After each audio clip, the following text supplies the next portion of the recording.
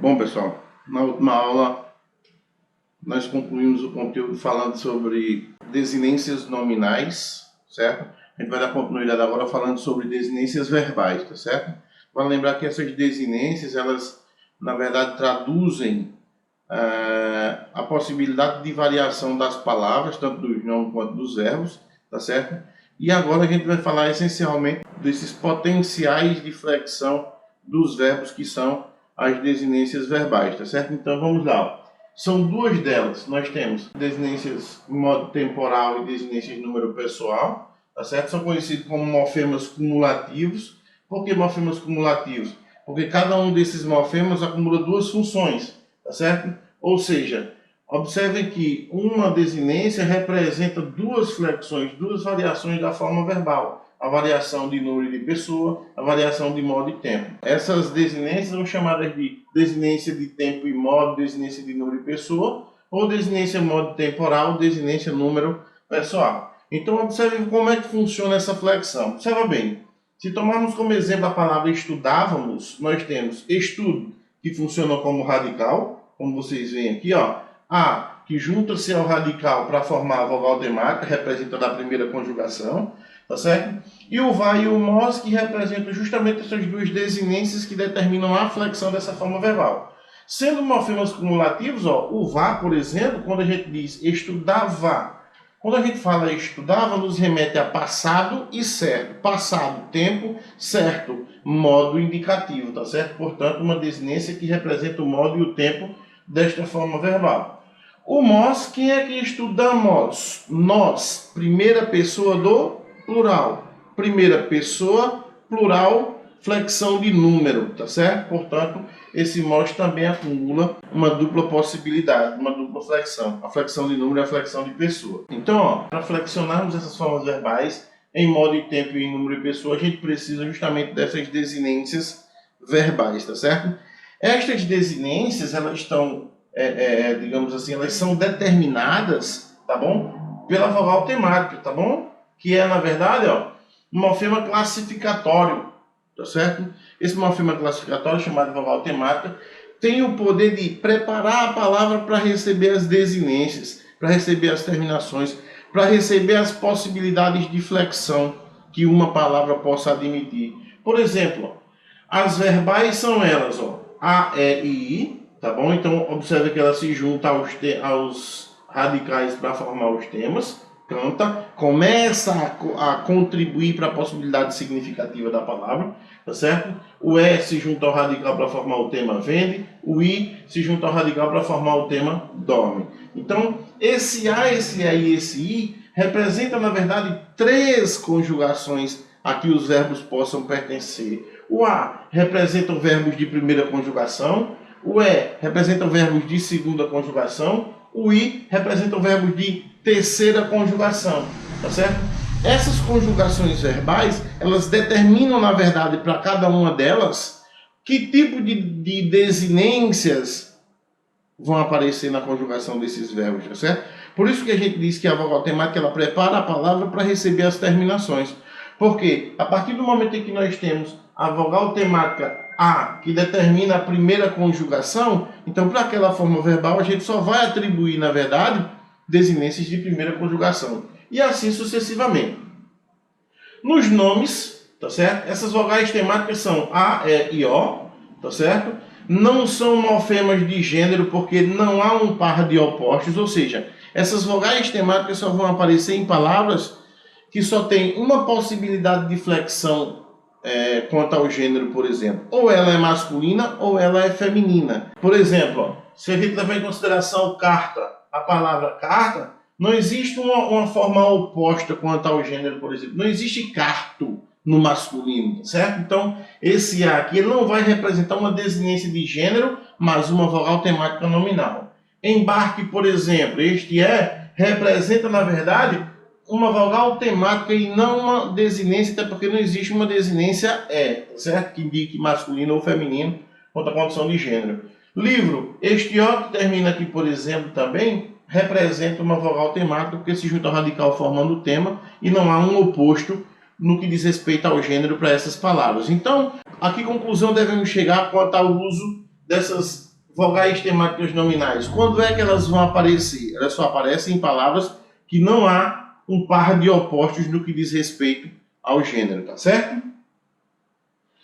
Formas atemáticas, ou seja, essas formas elas não apresentam uma vogal temática específica, por isso é atemática. Não apresenta um tema, ela apresenta uma base significativa próprio radical. Ó, formas atemáticas terminadas em consoante, vogal tônica ou nasal. Por exemplo, lápis, tá certo? Toda palavra que surge a partir desse radical, tá certo? Surge a partir daqui. Não há adição de vogal temática. Lapiseira, por exemplo. O eira que aparece já é um sufixo, não é uma vogal temática. Nível, nivelamento, por exemplo, tá certo? O amento final representa um sufixo. Fé e irmão funciona dessa forma. Então, são formas atemáticas, aquelas que são terminadas em consoante, como nível, por exemplo, tá certo? Lápis.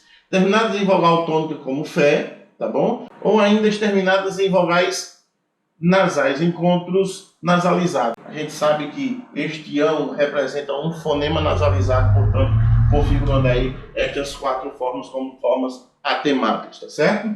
Vogais e consoantes de ligação. São dois elementos cuja proposta inicial é unicamente unir dois elementos mórficos ou dois radicais, tá certo? Eufonicamente, tá bom? Então ele não agrega nenhum valor significativo, tá certo? Mas melhora eufonicamente a construção fonética daquela palavra, por exemplo, ou daquele conjunto de palavras formando uma palavra composta. Por exemplo, ó, quanto à vogal de ligação, nós temos o O de gasoduto, ó, gás mais duto. Se a gente juntar isso aqui, tinha gasduto. Então, eufonicamente, ou seja, soa mais agradável aos nossos ouvidos se a gente atribuir um elemento de ligação como este O, por exemplo, tá? Quanto à consoante de ligação, como é que funciona isso? Presta bastante atenção, ó. Machado mais ada. Então, eu tenho radical, tá certo? Ó. Juntei a este sufixo, formei machadada, tá bom? Tesoura. Juntei ao sufixo, formei tesourada, tá certo? Pau, juntei mais ada, deu igual a paulada. Então, observa que não ficou pauada como tesourada, como machadada, por exemplo. Eu precisei agregar, ou seja, atribuir um elemento sonoro que estabelecesse uma união um pouco mais agradável fonicamente falando, tá certo? Então, esse recurso aqui a gente utiliza, na verdade, para unir ou dois elementos mórficos ou dois radicais de maneira que agrade aos nossos ouvidos, no que chamamos de eufonia, tá certo? Então, há alguns gramáticos, por exemplo, que nem os consideram, na verdade, como elemento mórfico por não carregar significados e nem influenciar na flexão das palavras, tá certo? Mas nós vamos considerar como elemento mórfico sim, porque de certa forma ele auxilia nesse processo. Mesmo que para nós a mudança que haja, na verdade, é apenas eufonicamente, ou seja, agrada aos nossos ouvidos, tá bom? Então com isso a gente encerra essa primeira parte, a parte estrutural da palavra, tá certo? A parte que trabalha com a perspectiva de construção significativa da palavra, tá certo? Em que temos as menores unidades significativas, que são os morfemas, que são unidas para privilegiar o significado máximo e final que representa, na verdade, a palavra constituída de significado, tá bom? Mas como é que essa palavra se forma? Por que processo de formação elas passam, na verdade? Então vamos ver agora os processos de formação de palavras, tá certo? Vamos lá, formação de palavras. A formação de palavra vai se dar a partir de dois processos básicos, tá? O processo de derivação e o processo de composição. Esse processo de derivação, ele é composto, ele é formado, na verdade, pela base e pelos afixos, que são chamados de morfemas derivacionais, o prefixo e o sufixo, tá certo?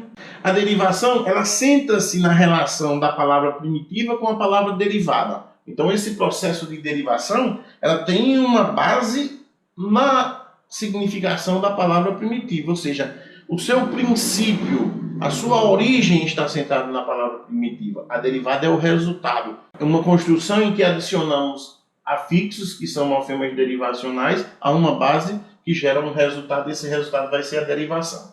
Já o processo de composição, como a própria nomenclatura diz, nós temos base mais base, ou seja, radical mais radical, formando uma nova palavra, tá certo? Chamada de palavra composta, tá bom?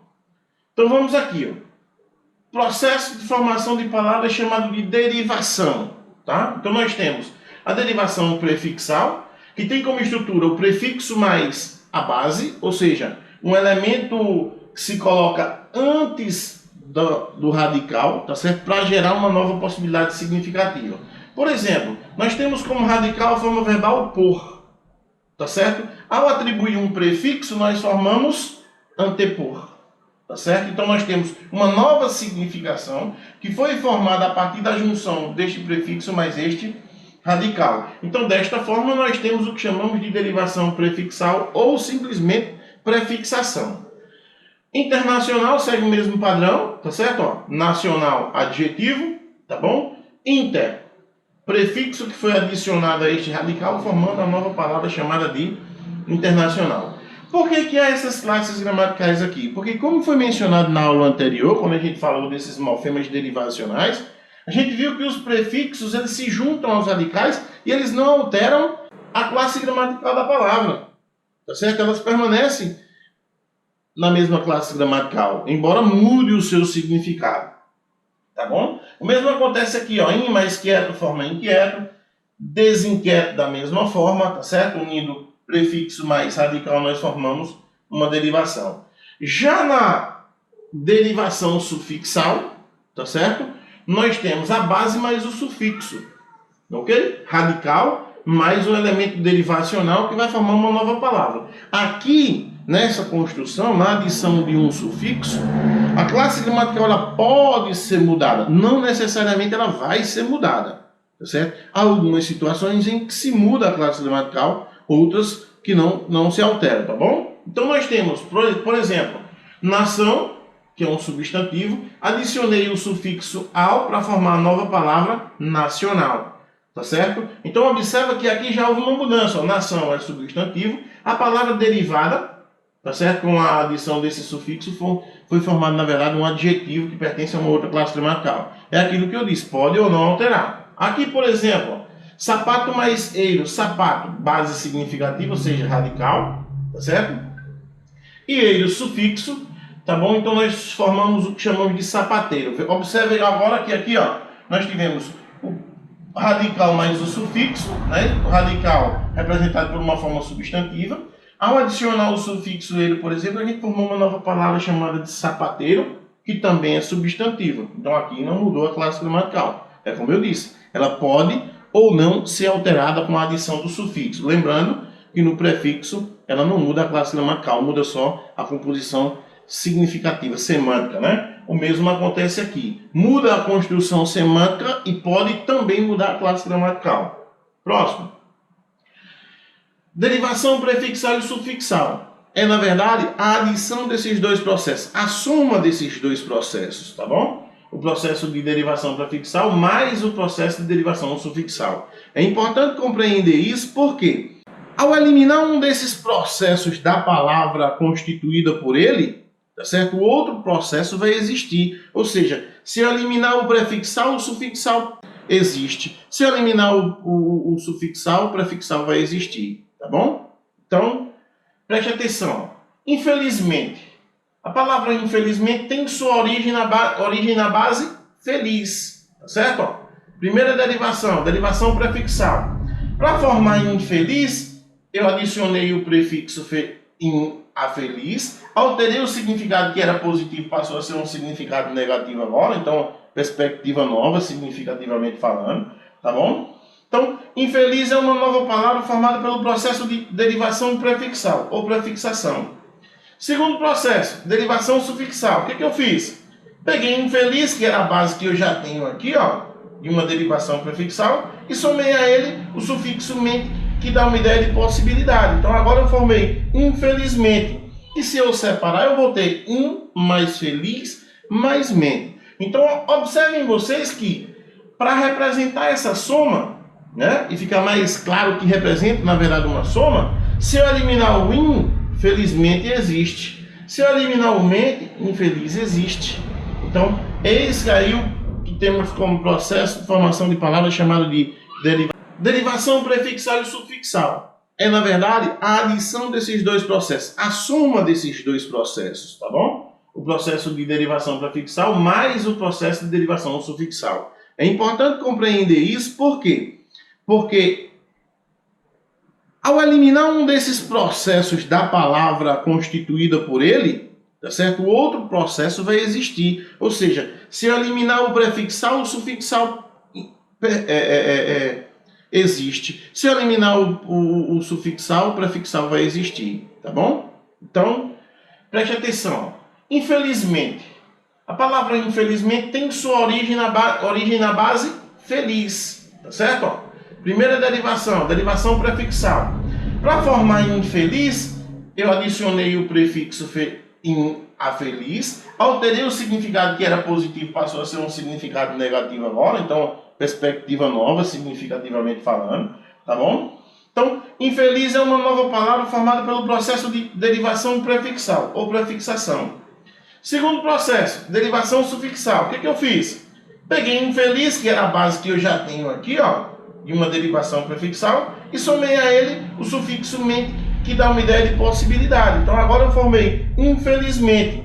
E se eu separar, eu vou ter mais feliz mais mente. Então observem vocês que para representar essa soma, né, e ficar mais claro que representa na verdade uma soma, se eu eliminar o felizmente existe. Se eu eliminar o mente, infeliz existe. Então, eis aí o que temos como processo de formação de palavras chamado de derivação prefixal mais sufixal, ou prefixação mais sufixação.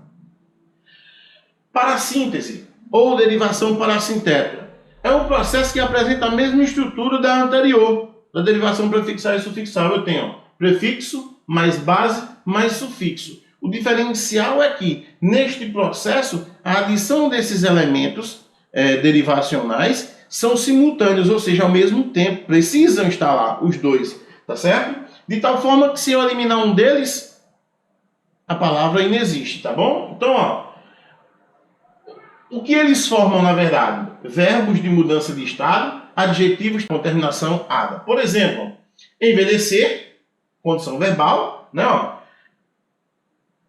em mais velho mais ec, em prefixo mais radical mais sufixo. Então observem vocês que aqui, se eu eliminar ec, em velho não existe. Se eu eliminar envelhecer, não existe. Então, dessa forma, temos aí o que chamamos de derivação parassintética. Observem que os elementos derivacionais eles são atribuídos ao radical de maneira simultânea, ao mesmo tempo, tá? O mesmo acontece aqui, ó, desdentada, tá certo? Ó, desdente existe?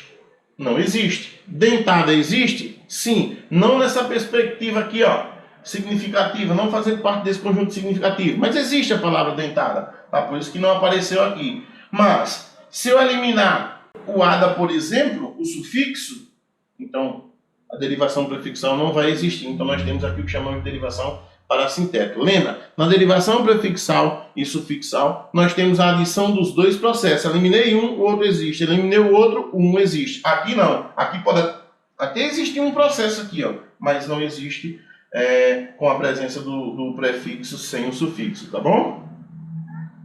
Casos especiais. O que são esses casos especiais? São processos de formação por derivação, mas que não seguem a mesma linha de elementos, com adição de elementos derivacionais, prefixo e sufixo, tá? Temos derivação regressiva ou deverbal, tá certo? Transforma verbo no nome, tá bom? Por isso regressivo, por isso deverbal. A condição verbal ela passa a ser uma condição nominal. Embora essa condição nominal venha a determinar a ação do verbo, ou seja, nome indicador de ação, substantivo indicador de ação. Por exemplo, gritar, grito, atacar, ataque. Então, grito e ataque são dois exemplos de derivação regressiva ou deverbal, porque representam, na verdade, substantivos indicadores da ação de gritar. Então, eu transformei a condição verbal numa condição nominal, tá certo? Embora essa condição nominal indique a ação da condição verbal, certo? Então, duas observações básicas. Ó. quando o substantivo indicar a ação, o verbo será a forma primitiva. Ó. Substantivo indicando a ação de perfumar. Então, o verbo é a forma primitiva que dá origem a perfume, que é a forma nominal. Quando o substantivo indicar um objeto, o verbo será a forma nominal. Substantivo indicou objeto, ó, substantivo alfinete, tá certo? O verbo é forma nominal, ou seja, infinitivo, tá bom? Derivação imprópria é outro caso especial, quando ocorre mudança na classe de palavras sem que haja algum processo de derivação. Se não há processo outro desses processos anteriores de derivação e há mudança na classe gramatical, tá certo? Então nós temos o que chamamos de derivação imprópria. Aquilo que eu chamo de mudança da classe gramatical em função do contexto, de acordo com a necessidade do contexto, tá? Por exemplo, alto. O homem é alto. Alto é característica do homem. Da ideia de altura do homem, por exemplo. Então, função adjetiva, que é a função básica dessa palavra. Quando eu digo a menina fala alto, eu tenho alto, que é a mesma grafia, mesma construção, porém, funções diferentes. Tá certo? A função de alto agora não é mais caracterizar o substantivo típico de um adjetivo, tá? É, na verdade, modificar de maneira intensa a ação praticada pela menina. Por exemplo, a menina fala alto. Ela não simplesmente fala, ela fala alto. Então, trata-se de um advérbio de intensidade, tá bom? Então, é o que chamamos de derivação imprópria. Os nomes próprios tornam-se nomes comuns. Maisena, por exemplo, amido de milho, bombril, lã de aço, por exemplo. Então, é muito comum a gente encontrar no nosso cotidiano algumas que constituem até uma figura de linguagem que toma parte pelo todo, conteúdo pelo continente, produto pela marca, que é o caso aqui, por exemplo, ó, a gente chama de maisena tudo aquilo que é amido de milho. Chamamos de bombril tudo aquilo que for lã de aço, tá certo? Segundo processo. Primeiro processo que a gente viu, derivação, a gente viu há pouco, né? Composição. Composição representa, na verdade, a junção de dois radicais. Lembra que a estrutura é base mais base, tá certo? Radical mais radical, formando uma nova palavra. Há dois tipos de composição. Composição por justaposição e composição por aglutinação. A composição por justaposição é a união de dois elementos radicais significativos, óbvio, tá certo? Sem que haja, digamos assim, alteração nesses radicais, nessas bases. Ou seja, são palavras justapostas, uma do lado da outra, sem haver alteração. Essas palavras, elas nem perdem, nem ganham elementos, tá bom? Por exemplo, girassol, guarda-chuva, papel alumínio, pé de moleque. Observe que eu tenho a junção do gira mais o sol, do guarda mais a chuva, do papel mais o alumínio, do pé mais de mais moleque, sem que haja alteração nenhuma se você separar. Você pode até se questionar, professor, mas girassol, por exemplo, aparece um S a mais. É justamente para privilegiar esse processo, para que não haja alteração. Porque se eu tirar um desses S, havendo a união, sem o hífen, por exemplo, eu teria girasol, então constituiria uma outra palavra que não faz parte do léxico, tá? Porém, a adição desse S representa, na verdade, a manutenção desse processo. Gira-sol, tá certo? Então, a junção das duas palavras foneticamente perfeita, tá certo? Então, por essa razão, a presença desse S. É comum na construção desses dígrafos de palavras compostas, por exemplo, SS, RR, tá certo? Próximo, ó. Aglutinação. Enquanto que a justaposição eu tenho palavra após palavra sem alteração, na aglutinação eu tenho palavra base mais base, só que um deles ou os dois sofre alguma alteração, ou perde ou ganha elementos, tá? Água ardente, junção de água mais ardente, então observa que foi necessário eliminar um dos as, tá certo? Na união aqui, ó, água mais ardente, senão ficaria água ardente. Na verdade, um deles foi embora. Foi perdido, tá certo? Vinho mais acre, vinagre, há uma mudança tremenda, uma alteração. Alvinegro, alvo mais negro, então há também uma mudança aqui. Assim como outras palavras, planalto, por exemplo, plano mais alto, planalto e não plano alto, como se a gente fosse utilizar a derivação ou a composição por justaposição, tá? Algumas palavras já perderam o sentido da composição.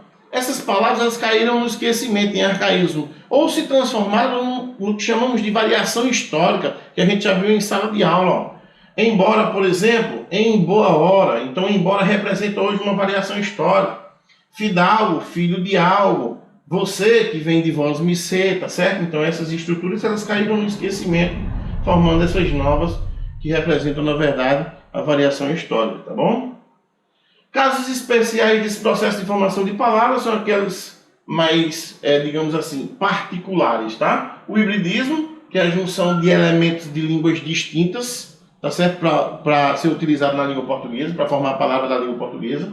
Televisão é da língua portuguesa, mas se apropria do tele, que vem do grego, e divisão, que vem do latim. Surfista, surf, que vem do inglês, e ista, que vem do português, para formar surfista, que é da língua portuguesa.